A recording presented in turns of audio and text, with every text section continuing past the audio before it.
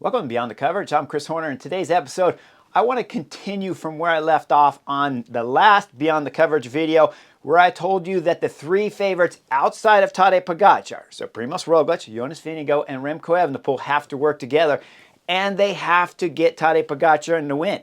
Okay, I kind of left it off there because I want to do a second video here, part two, where there's options and ways to get Tadej Pogačar in the win. You don't have to go up the road and drop the guy and have him chasing you back there and then he's in the win. You don't have to always have your teammates going up the road and have Tadej Pogačar and UAE team members on the front.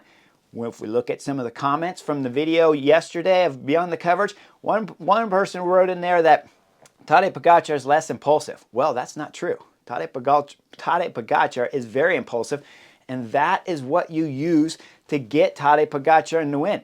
I don't care how you get him in the win, but you have to get him in the win, and then the three other favorites have to work together somehow. If we go back into history and we start looking at the Tour de France in 2024, was he impulsive?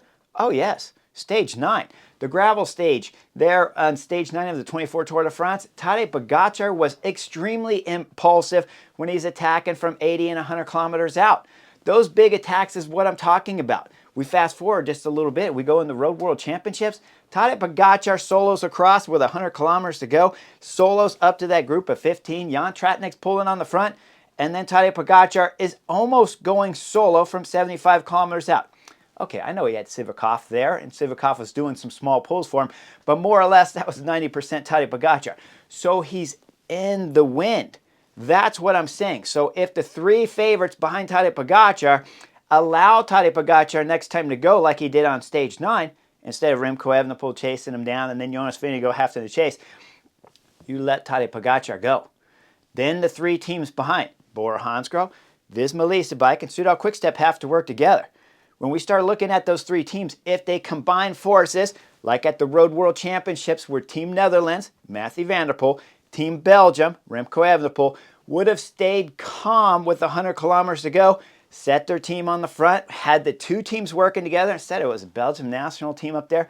Remco Evenepoel panicked. He hit the panic button. It was like ridiculous, his tactics and the tactics of the Belgium director sportif in the car for allowing it to happen. As soon as Tadej Pogačar attacked at the Road World Championships, their director sportif back there in the car should have said, Remco, this is what we want. Let me talk with the Team Netherlands. You talk with Mathieu van der Poel. They put some riders on the front. They still had at least one, if not two riders back there to help Mathieu van der Poel.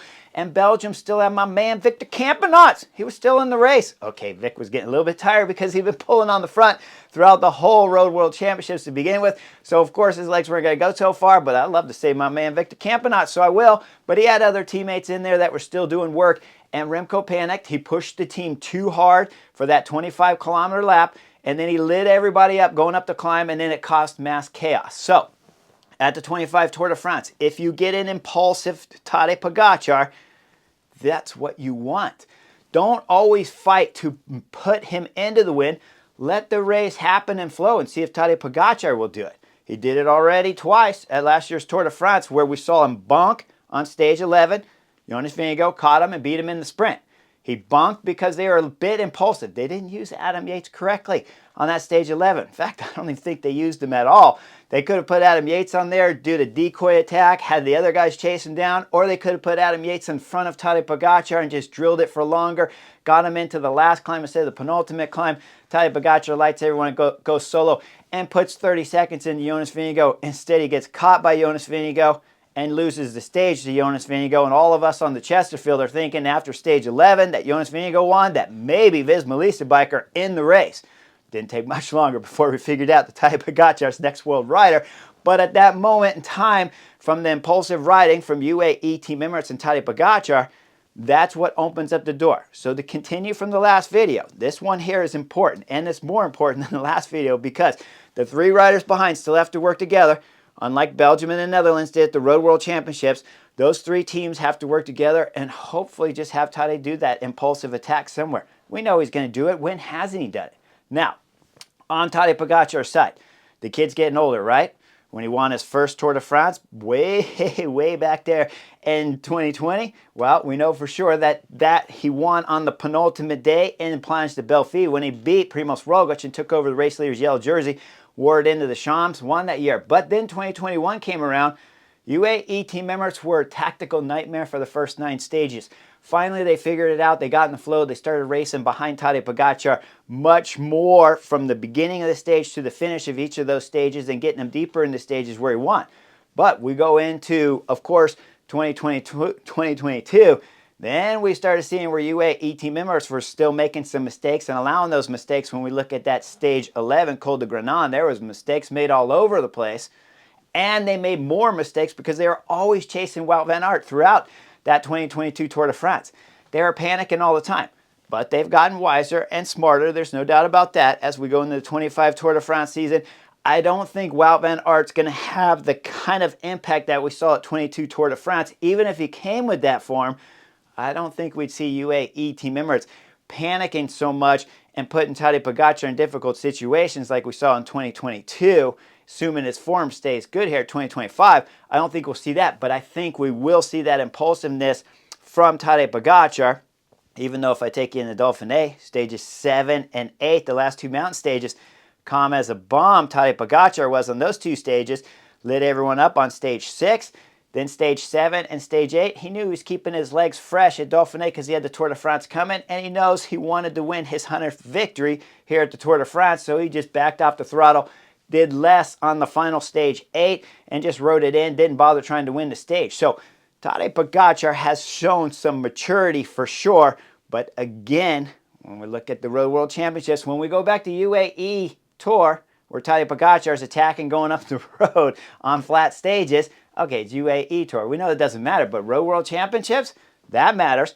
Amstel Gold this year, that definitely matters. He was impulsive when he followed Julian Alaphilippe. So send Julian out, let Julian Alaphilippe go up the road, maybe Tadej Pogačar follow him again, because when he followed him at Amstel Gold, and we're talking 50 kilometers out, following the Frenchman, Julian Alaphilippe, who hadn't put on a big ride like that since his crashes way back there at Liège-Bastogne-Liège years ago, and then Julian Alaphilippe throws an attack like that at Amstel Gold and Tadej Pogačar follows it. That was a mistake, and that was an impulsive mistake right there from the Slovenian. So you got 21 stages if you're Bora Hansgrohe, if you're Visma Lease bike, and of course if you're Soudal Quickstep, you got 21 days to try to get Tadej Pogačar to do something impulsive and get him out there. And when the opportunity arrives, you cannot be afraid to have big balls. And in this time, big balls means letting him go out there and relying on your teammates and the other teams to come together to work to pull Tadej Pogačar back and wear his legs out. Hopefully he does it on a big mountain stage like we saw last year at stage 11, does it on a stage like that, but only this time goes up solo, and the other 3 riders, instead of attacking each other left and right like they did on that stage, where we saw Jonas trying to follow and Remco Evenepoel trying to follow. Jonas later was able to bridge. I know, I saw the stage, I already talked about it, but this time you got to leave him out there and have other guys doing some work if you have some strong teammates around you. If you don't have strong teammates around you, those 3 favorites back there that aren't named Tadej Pogačar, those 3 guys have to work together and hope that Tadej Pogačar can blow. Now, have I ever seen 3 guys really working together? Most likely they'll probably race for second. I know it. I'm a realist. I understand what's going to happen. We'll see guys racing for second, possibly protecting second or protecting third or fourth, and sometimes you see guys protecting 10th on the general classification. It's ridiculous. But let me remind Jonas Vingegaard, one thing that we saw at stage 20 of the Giro d'Italia, when Wout van Aert helped win the Giro d'Italia for Simon Yates there, the big guy waiting over top went down in the finish. Simon Yates wrapped up the Giro d'Italia victory, and he said after finishing the line when he's interviewed, he said he liked the idea that Carapaz wasn't racing for second back there. Well, maybe Wout van Aert will remind Jonas Vingegaard that second's not the important objective, it's the win. So if Wout van Aert can say it there at the Giro on stage 20 that Carapaz, it was nice to see him not racing for second and seeing the battle out there. Hopefully Wout van Aert can remind Jonas Vingegaard that, hey, don't race for second, let's race for the win. And the only way to race for the win, get Tadej Pogačar to start racing impulsive, put some pressure on him possibly that's going up the road that he has to chase. Don't be afraid if Remco Evenepoel's going up the road solo, sit behind on Tadej Pogačar and say, no, I'm not racing here for second, I'm racing for the win. I need you in the win, and I need you pulling in the win full gas so that I can drop you someplace else, because hopefully you bonk like stage 11. Hopefully you do some impulsive riding and get on the front. Hopefully something happens that changes the mountain stages late in this year's Tour de France, because the first 9 stages are going to be spectacular. Stage 10 looks like it'll be a very good stage. Stage 11, then we get into the mountains on stage 12, the real big mountains. I know they start on 10, but really stage 12 is the start of the big 2025 showdown. So if Visma Lease Bike, Bora Hansgrohe, and Pseudo Quickstep can get Tadej Pogačar in the wind at any moment in time, especially with 100 kilometers to go like at the Road World Championships, that was a gift. Remco Evenepoel, it was a knucklehead move to pull him back. Same with Mathieu van der Poel. You guys should have talked right away. Work together. So if Tadej Pogačar will go in the wind on one of these classic type stages here early in the first 10 stages, that's what you want. If he's in the wind for 100 kilometers to go, leave him out there. Let him sit out there, and then hopefully you find a way to get him later, because it's happened in the past, and it's happened in the recent past for sure, because it's just Amstel Gold, Road World Championships last year, and of course the Tour de France.